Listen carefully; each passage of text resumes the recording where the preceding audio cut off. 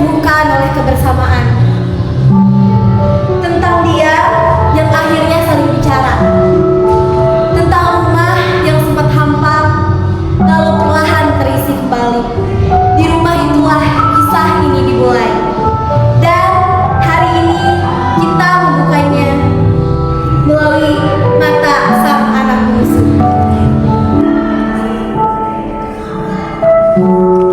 Ada rumah yang dindingnya hancur, tapi cintanya kuat. Adapun keluarga yang hampir hancur, tapi mereka tetap memilih tinggal. Ini bukan cerita siapa yang sempurna. Ini cerita siapa yang bisa bertahan dan menemukan di antara luka, diam, dan sunyi yang tinggal terlalu lama. Novel ini bukan menceritakan tentang tokoh fiksi.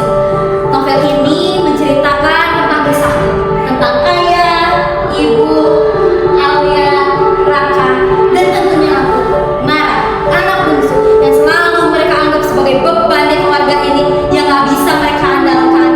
Namun di akhir cerita, Nara lah yang bisa membangkitkan keluarga ini. Dulu mereka bukan keluarga cemara.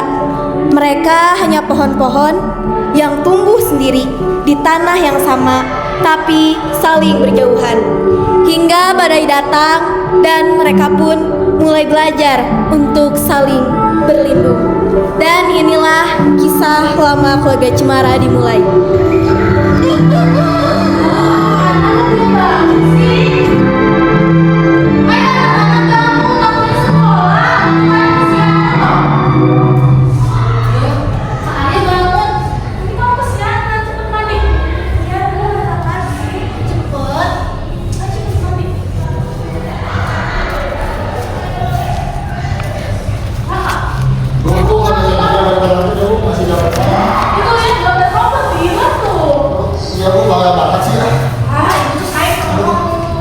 Setelah berhasil membangunkan kedua anaknya, ibu beranjak ke kamar paling ujung untuk membangunkan adik bungsu di keluarga ini.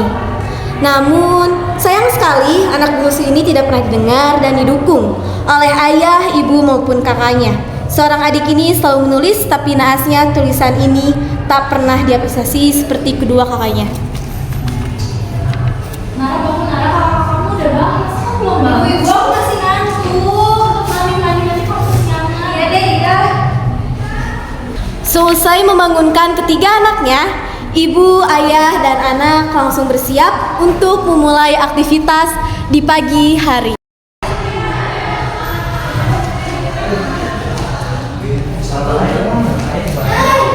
Aduh, aku masih ngantuk, masih pengen tidur ya. Gimana nih? Nanti kamu kesiangan. Masih ngantuk.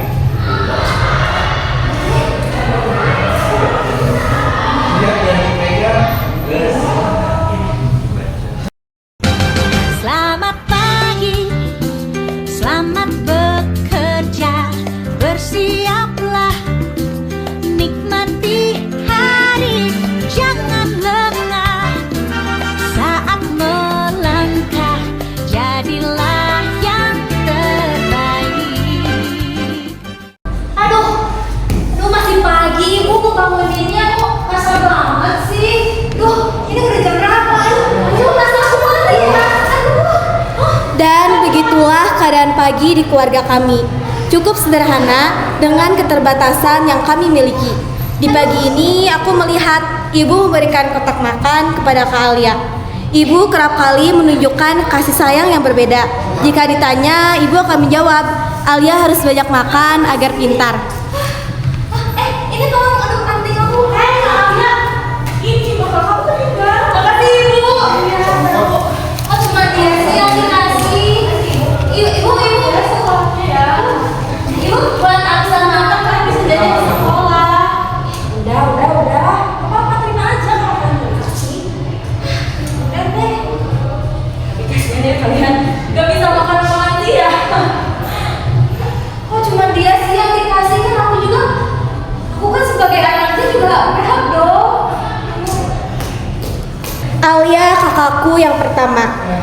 Sejak kecil dia selalu jadi bintang di keluarga kami. Piala demi piala, piagam demi piagam, seakan hidupnya ada dalam prestasi yang tak pernah habis. Setiap hari Senin, Alia pasti akan berdiri rapi, menerima piala dari kepala sekolah. Berbagai macam perlombaan pasti ia akan menangi. Juara 1 Olimpiade Matematika diraih oleh Alia.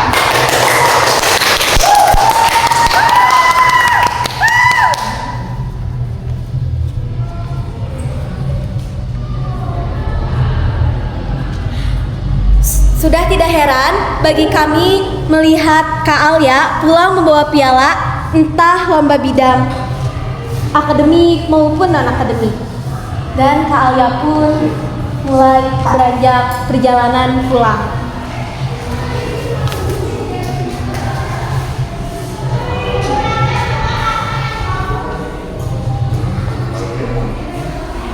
Ayah, ibu, aku menang. Bagus nak. Ayah kan udah pernah bilang ke kamu pasti juara terus. Bagus. Tapi kamu jangan cepat puas ya. Nilai matematika kamu minggu lalu kan masih di bawah target. Jadi ibu mau kamu ikut tambahan les. Ini masalah bu. Kalau kamu kerja kelompok terus sih, ibu gak ngizinin ya kalau kamu terus kerja kelompok. Ibu tahu kamu pasti main-mainnya gak ya? Ibu bilang benar. Ya. Kamu itu kerja kelompoknya main terus seperti itu. Nanti nilai kamu kalau nilai kamu turun gimana? Kamu ngomong itu kan? Ya ibu. Tiba-tiba Raka pun datang membawa hasil gambar yang dia lukis. Ayah, ibu lihat deh, kakak baru selesai yang tadi sekolah, kakak baru dipajang lagi bapak. Wah, ini bagus banget ya. Warnanya cerah, ibu suka deh. Bagus nak. Nanti sama ayah pajang di ruang kamu ya. Serius ya? Oh, sorry. Makasih ya. Makasih. Kadang pujian bukan soal siapa yang paling berprestasi, tapi siapa yang paling mampu membuat mereka tersenyum. Bentar. Adik mana? Ya, mana? Ih, jangan-jangan dia main. Lanjut aja makan main lagi. Kadang aku tuh di rumah ini seperti bayangan, ada tapi tak terlihat. Tara, Ayah, ibu, kamu lagi ngapain? ini aku kan seperti biasa aku lagi nulis-nulis. Kamu nulis tapi kan hidupnya bisa diselesaikan dengan nulis. Tapi kan nulis ini hobi aku ya, Bu. Ah, bisa. Kamu beresin udah. Kamu cuci piring sekarang. Cuci piring. Aku di rumah ini cuma bisa dijadiin babu sama mereka. Mereka gak pernah berpikir bahwa apa yang aku tulis ini tuh bisa membuahkan hasil. Beginilah keluarga kami. Ayah dan ibu sangat ambisius terhadap Alia, bahkan menekan kakak untuk selalu sempurna. Tetapi Raka selalu lebih diperhatikan. Ayahku sangat semangat sekali untuk bekerja. Bahkan ayah diterima di salah satu perusahaan ternama di kota ini. Namun suatu saat ayah pergi ke kantor. Halo Pak Asep. Pak Ahmad. Apa kabar Pak? Baik Pak. Ini Pak, berarti saya dapat penulis buat Bapak nih. Dan misi. Apa isinya? Isinya itu rahasia. Saya Pak. Baik Pak Ahmad. Belum masih bahas Pak. Begini Pak Ahmad, saya sebelumnya tidak akan banyak presentasi. Saya akan langsung ke intinya. Sebentar, saya mau ngecas dulu Pak. Sebentar. Ngecas saya Pak. Boleh Pak? Ya, baik, kita lanjut. Ya, lanjut. Sebenarnya begini Pak, perusahaan kita sedang berada di abang kerugian Pak. Jadi saya terpaksa untuk melakukan penyusutan tenaga kerja. Penyusutan tenaga kerja. Saya Pak. Jadi saya Pak. Bukan begitu Pak. Penyusutan itu maksudnya tidak ada lain tidak bukan pemecatan. Pemecatan Pak. Saya pecat Pak. Saya mengambil lebihnya adalah berarti lebih baik di tempat lain. Asep, apa Pak? Saya juga pernah. Silakan dulu Pak Anton, kita bicarakan. Berdua kita bicarakan baik-baik bersama. Sebenarnya saya tidak mau untuk mengatakan ini, tapi mau bagaimana lagi? Ya, kalian berdua terpaksa saya pecat. Bersama kita malah kerugian.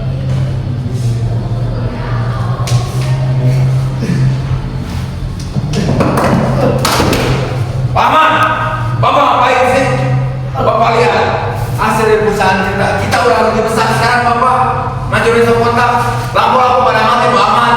Pak, maafkan saya, Pak. Ngapain sih Bapak? Saya nggak mau tahu, pokoknya mulai besok semua kerugian harus Bapak tanggung. Tapi Pak, Saya nggak mau tahu Pak. Mulai besok kalian berdua berhenti bekerja. Sekarang kalian keluar. Ayah dan Pak Anton keluar dari kantor dengan langkah berat. Bagaimana kau merasa bangga akan dunia yang sementara? Bagaimanakah bila semua hilang dan pergi meninggalkan? Dan mereka pun duduk di trotoar sambil melihat kertas pemecatan mereka.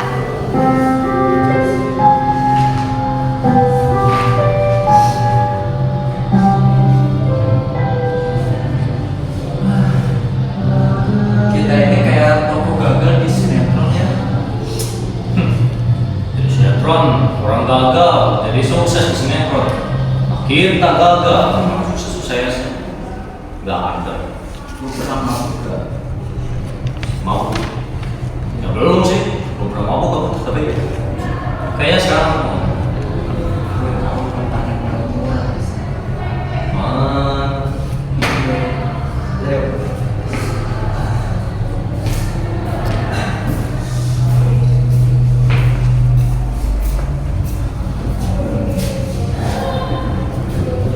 bisa turun. Nah, iya.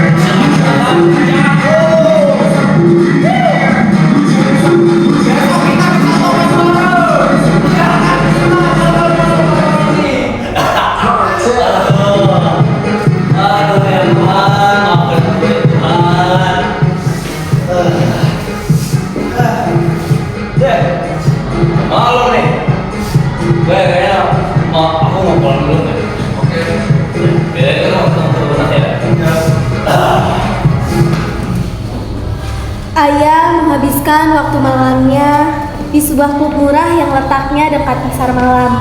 Hingga pagi buta akhirnya ayah pergi pulang dengan amarah yang masih menggebu-gebu.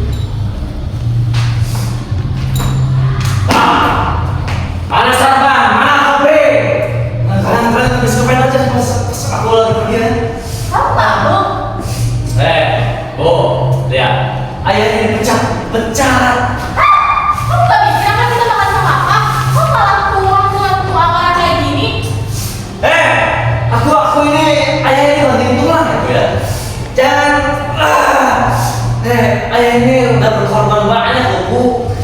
Kamu gak mikir aku di rumah ngapain aja? Aku ngurus 3 anak, tau gak sih? Jangan bikin kamu nggak jadi peduli ke aku. Lihat nah. Dia cuma tulis-tulis aja tuh buku. Gak ada kerjaan banget. Bener, Nara kamu tau gak sih kamu di rumah itu menjadi beban, tau gak? Kak Alia masuk dengan map berisi surat penerimaan kampus. Langkahnya ragu. Tak lama Kak Raka menyusul membawa lembar seleksi lomba desain. Siap. Tapi cuma nenek kamu mau tes SNMPTN. Tapi uang daftar ulangnya terlalu banyak. Aku juga harus membantu desain bulan depan. Semua tiket dan biaya harus disiapkan dari sekarang. Lomba kamu bisa kamu tunda, tapi kuliah aku udah jelas gak bisa. Tunda, kesempatan beasiswa tidak akan datang 2 kali. Kamu kuliah harus punya jalan lain. Kamu tuh egois ya, kamu nggak? Kamu tuh egois. Kuliah aku lebih penting. Kamu yang nggak bisa dari peluang, kuliah bukan satu-satunya jalan. Aduh, udah begini Sendiri ya. Ya ini gimana mereka? Ya, diam. Iya, kamu tuh ya. Kamu tahu. Kamu di sini. Di rumah ini cuma jadi beban, tau nggak? Kamu ini nggak mengharapin kamu, tau nggak? Kamu ngerti nggak sih? Di sini tuh merasa kamu itu cuma beban. Cuma satu, cuma dia doang. Kamu enak gak dalam beban. Kamu tanpa pikir, aku di dalam kamar itu ngapain? Aku nangis setiap malam. Aku banting tulang buat ceritain novel ini. Biar keluarga kita, biar kita punya banyak uang. Tapi kamu dengan neneknya, kamu malah katain aku beban. Seolah-olah aku di sini hanya bisa dipojokkan oleh kalian semua. Kamu pura-pura sekolah sekarang belum bisa melakukan apa-apa. Aku gak habis pikir sama kamu, Kanaka. Kamu sebagai cowok di sini, kamu tuh harusnya bisa membela aku sebagai adik kamu. Tapi apa? Kamu hanya bisa memojokkan aku. Please, lihat, ayah dipecat dari pekerjaan ya, Hah? Terus ekonominya kita sudah berkurang, Hah? Oke, di dalam keluarga ini gak ada satupun yang membela aku. Kalian semua bisa aja cuma mencaci maki aku tanpa kalian support aku.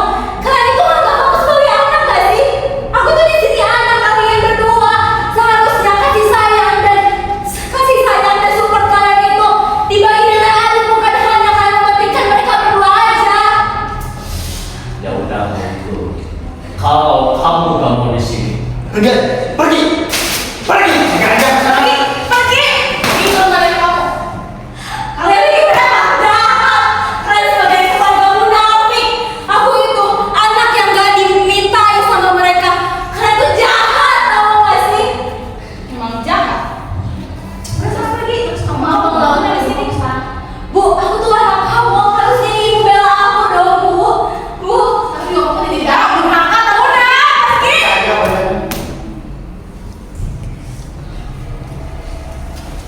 Nara pun pergi keluar rumah untuk menemui neneknya. Badai tuan telah berlalu.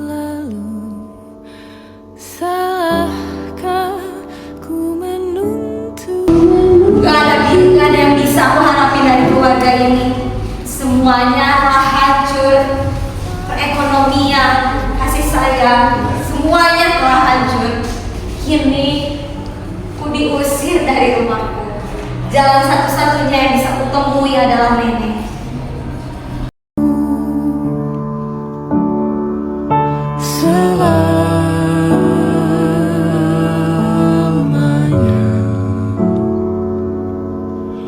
sampai kita tua, sampai jadi debu, ku dilihat yang satu, ku di sebelahmu.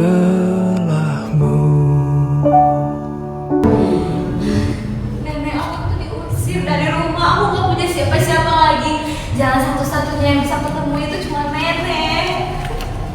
Sarah, kamu ini anak yang pintar. Menulis dan berpikir itu adalah kemampuanmu. Jangan biarkan kesedihan menghalangi bakatmu ya nak. Nenek dengar nanti ada perlombaan ya di sekolah kamu. Coba kamu ikut perlombaan itu ya nak. Gimana aku bisa ikut perlombaan itu? Kalau uang aja gak punya aku, Nek. Dari segi support aja aku gak punya. Keluargaku telah hancur, Nek. Mereka marah-marah sama aku. Aku gak punya uang. Aku gimana bisa membiayai hidup aku, Nek? Buat lomba aja aku rasanya gak sanggup, Nek. Nara, Kemurahan itu bukan dari apa yang orang lain lihat. Kamu punya kakak, kamu punya ide, itu udah termasuk modal besar buat kamu, nak. Tapi aku nggak bisa nih, aku nggak yakin kalau aku bakalan bisa. Ini modal awal buat kamu. Kamu ikut perlombaan itu ya. Jangan pernah mikir pun biaya, jangan pernah mikir biaya spesial pun ya, nak. Nenek yakin biaya yang dikeluarkan itu cukup banyak, Nek. Sedangkan aku nggak mau ngebebanin nenek. Uang nenek lebih baik disimpan aja untuk kehidupan nenek. Enggak, nak. Pokoknya kamu jangan mikirin biayanya ya. Pokoknya nenek akan bantu kamu untuk sekolah desain dan menulis sampai kamu bisa sukses ya. Tapi gimana suatu saat kalau misalkan aku kalah, terus uang yang nenek kasih ini sia-sia, pasti bakal ngecewain nenek. Jangan putus asa gitu dong. Masa cucu nenek belum apa-apa udah nyerah aja sih? Kamu kan hebat ya. Udah Nenek, makasih ya. Semoga uang yang nenek berikan ini bisa membuahkan hasil ya. Nenek yang terbaik.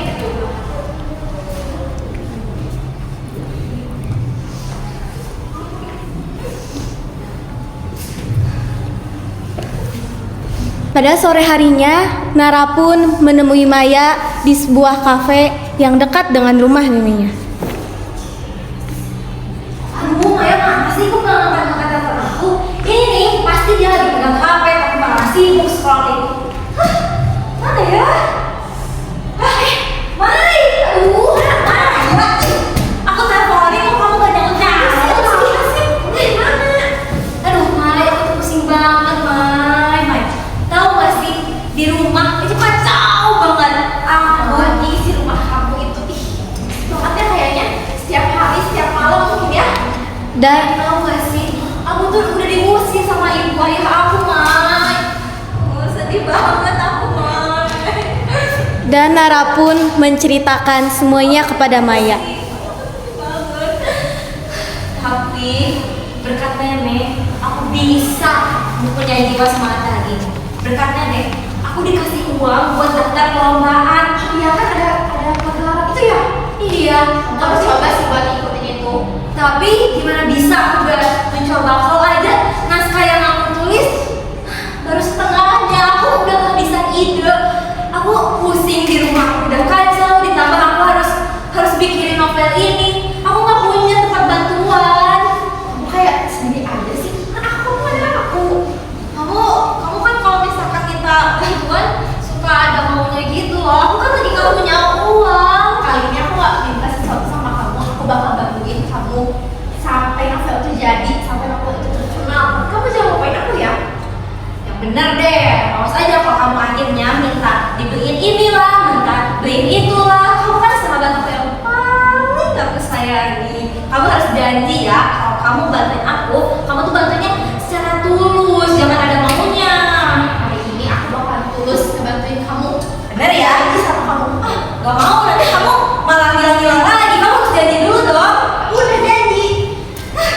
Oke ya, kalau sampai kamu nanti malah hilang, aku bakal cari kamu sampai ke rumah. Aja ya, kamu lihat. Kamu yang aku lihat.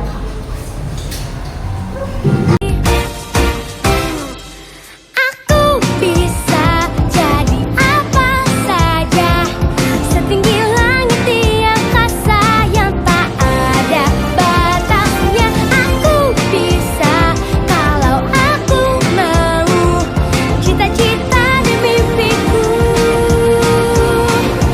setinggi langit. Aduh, Maya, kamu harus janji ya buat bantuin aku nanti malam. Ya, aku bakal janji bantuin kamu nanti malam ya. Kamu sekarang udah sore tuh. Oh iya, nanti aku masih bakal marah nanti. Aduh, sampai jumpa dulu ya. Sampai jumpa di depan. Dadah. Begitulah pertemuan Nara dan Maya di sore hari yang menumbuhkan rasa semangat mereka untuk saling membantu satu sama lain. Begitu pula dengan keseharian mereka ketika di sekolah. Tak kenal lelah untuk mewujudkan mimpi besar ini. Maya sangat antusias sekali untuk membantu Nara mewujudkan impiannya. Keesokan harinya, Aduh, udah jam segini. Aduh, pasti ini udah bel. Tunggu.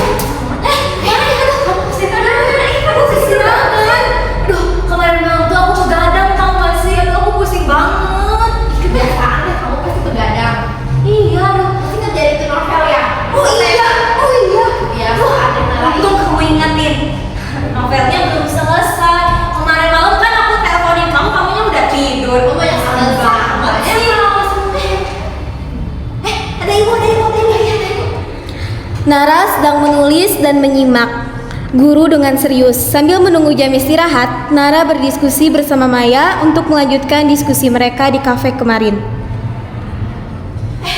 Aku serius apa sih kamu? Aku udah dikerjain tadi malam, Nara. Kenapa kamu kepikiran? Maya, ya ampun, kamu tuh kalau mau manggil aku sebut dong namanya, jangan hehehe. Kan aku jadi kaget. Aku deh, kan suka lama jadi aku panggil. Gitu. Ini ya, Mai. Aku tuh lagi pusing mikirin naskah, kok naskah aku gak selesai-selesai ya. Sedangkan kan pagelarannya tuh besok. Otomatis besok tuh novel aku harus sudah jadi, Mai. Gimana kalau nanti kamu yang bakal bantuin aku ya? Please. Kamu kan teman aku satu-satunya dan kamu tuh yang bisa paling aku andalin. Kamu mau ya? Udah, aku bakal bantu novel itu sampai jadi, sampai terkenal. Nanti malam aku bakal 24 per jam aku bakal luangin buat bikin novel itu, buat sampai jadi. Ya. Tapi kamu janji ya kalau novel itu sampai jadi, sampai terkenal, kamu pesen aku. Kita gak bakal sabatin lagi. Nah, oke, tapi kamu juga harus janji nanti malam kamu harus on terus handphone kamu. Kamu jangan kayak kemarin ya, tiba-tiba menghilang gitu aja. Sampai pahit, tapi janji ya, janji. Duh, udah bel. Duh, aku harus bayar aku ambil. Dan pasti aku udah dimarahin sama Meta nih. Aduh, udah apa ya? Jangan lupa nanti malam ya. Jangan lupa.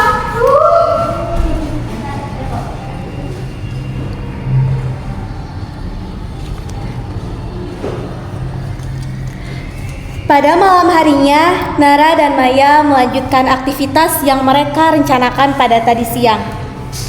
Mereka merencanakan dan berdiskusi lewat video call, berharap hasil pada malam ini bisa menghasilkan sebuah novel yang membuat orang tertarik untuk membacanya dan menjadi populer. Aduh, mana nih si Maya, kok diteleponin gak diangkat-angkat sih? Coba lagi deh.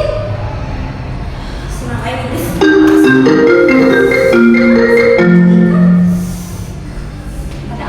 Maya, kamu kok teleponin gak diangkat-angkat sih? Kamu bohong ya? Kamu pasti habis tidur ya? Ini aku mau bantuin kamu. Kamu jangan banyak ngomong ya, nanti aku gak bakal bantuin kamu kalau banyak ngomong. Ya udah deh, sekarang lihat ya. Kamu harus bantuin aku. Ini susun warnanya. Menurut kamu covernya ini harus pakai warna apa? Lihat nih. Itu pakai warna putih bagus nah.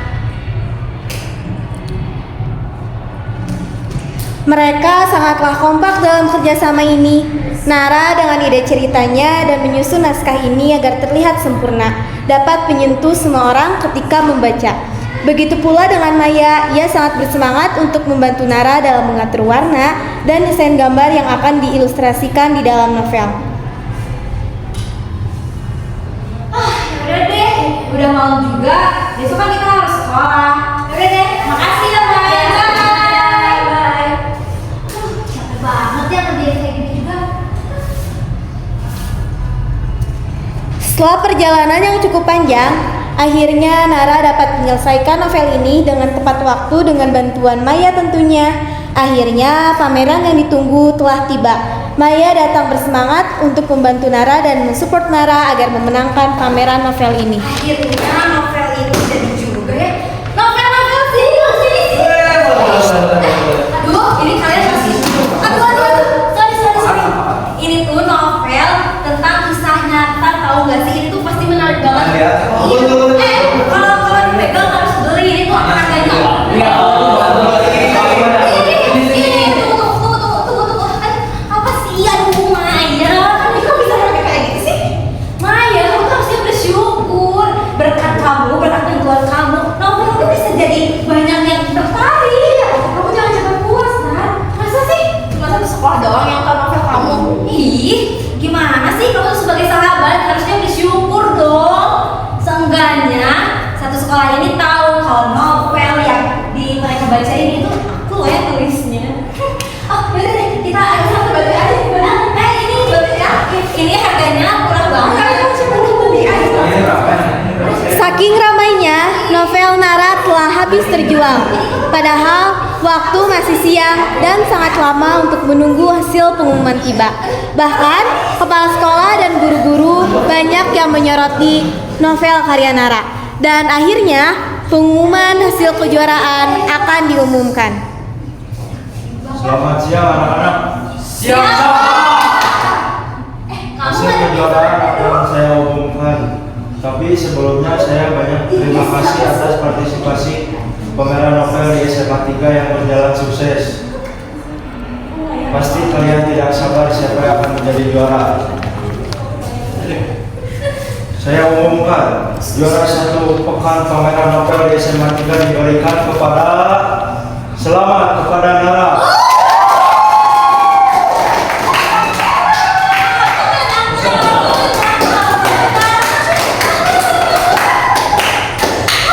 Nara maju ke depan sambil menatap tidak percaya bahwa ia akan menjadi juara atas pameran ini. Ini buat aku. Selamat ya Nara, kamu adalah siswa yang berprestasi di sekolah ini dengan karya tulis yang menakjubkan. Tapi ini wali kelasnya siapa ya? Aduh, siapa yang mau masuk? Oh iya, aku lupa. Ibu ini ada di samping aku. Wah, pantas saja Nara pandai menulis novel. Wali kelas ibu cantik ini. Oh my god.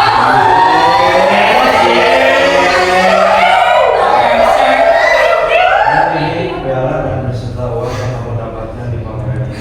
Ini seriusan buat saya, Pak. Oh, makasih ya Bapak, Ibu.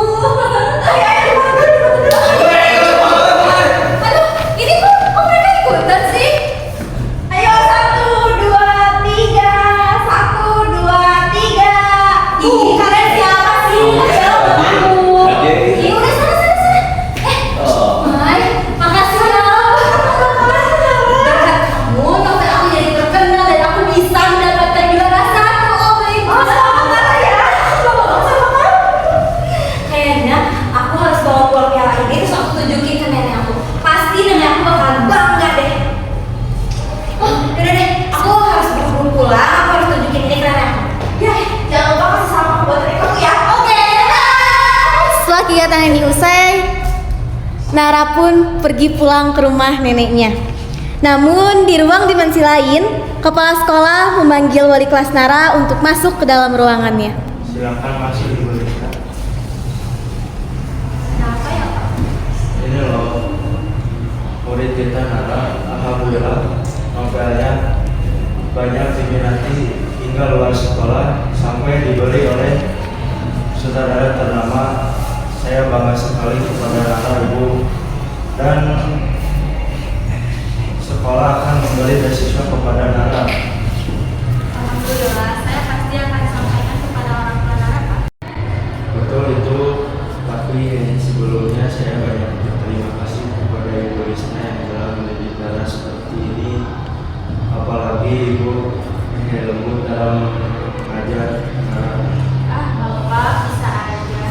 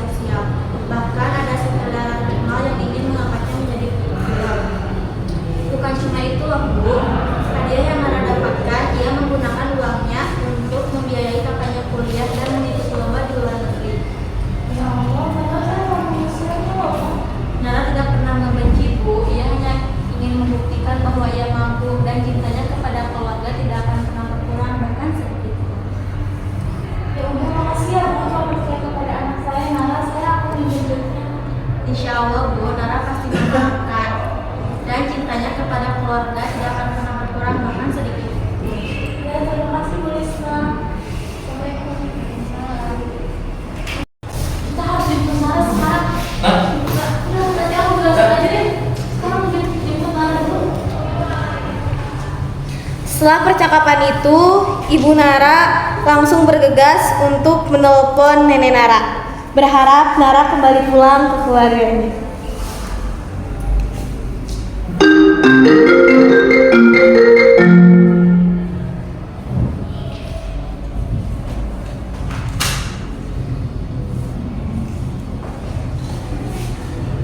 Setelah itu, nenek pun memanggil Nara untuk pergi ke ruang tamu. Nara, sini dulu nak. Ada apa, Nek? Nenek mau bicara sama kamu. Ada apa ya, Nek? Nara, tadi ibu kamu nelfon pada nenek. Kamu pulang ya nak? Kok Nenek tiba-tiba nyuruh aku pulang? Apa Nenek juga mau ngusir aku sama seperti ayah ibu ngusir aku juga? Enggak nak, enggak seperti itu. Mereka kangen sama kamu, mereka bangga sama kamu, mereka udah nyesel nak. Mereka ingin benar-benar ingin minta maaf sama kamu. Tapi gimana kalau misalkan aku pulang, mereka malah nggak terima aku, Nek? Kalau mereka kayak gitu, kamu ingat kamu masih punya nenek ya? Kan nenek selalu buka pintu lebar-lebar untuk kamu. Udah deh, karena ini permintaan Nenek, aku bakalan pulang. Tapi kalau misalnya di rumah aku diusir lagi, Nenek harus bantuin aku lagi ya. Aku bakalan pulang ke sini lagi ya. Ya. Makasih ya, Nek, pertolongannya sama ya, Nek. Udah, Nek, kalau gitu aku beres-beres dulu ya, Nek. Bantuin ya.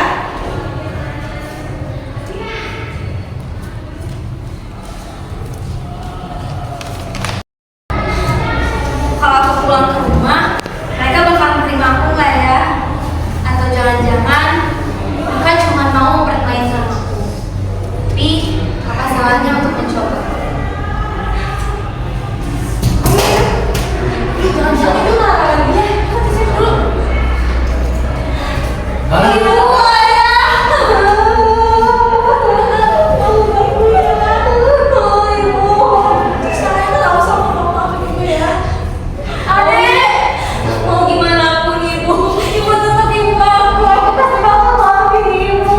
Tapi kita juga, aku bakal maafin karena meskipun kakak kemarin menyakiti hati aku, tapi aku sadar mungkin kemarin adalah situasi yang kurang tepat buat kita. Maafin kakak ya, Dek. Aku bakal maafin kakak. Maafin kakak juga ya, Dek. Udah minta kamu. Gak apa-apa, aku ngerti kok. Kemarin keadaannya lagi kacau. Sekarang aku punya kejutan buat kalian. Aku menang perlombaan dan hadiahnya itu uang senilai 1 M.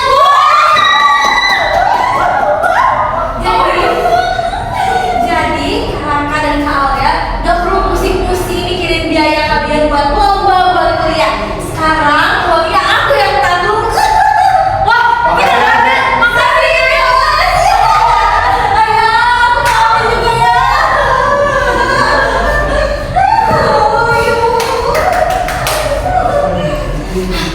Aduh, aku capek, aku harus simpen tas aku dulu.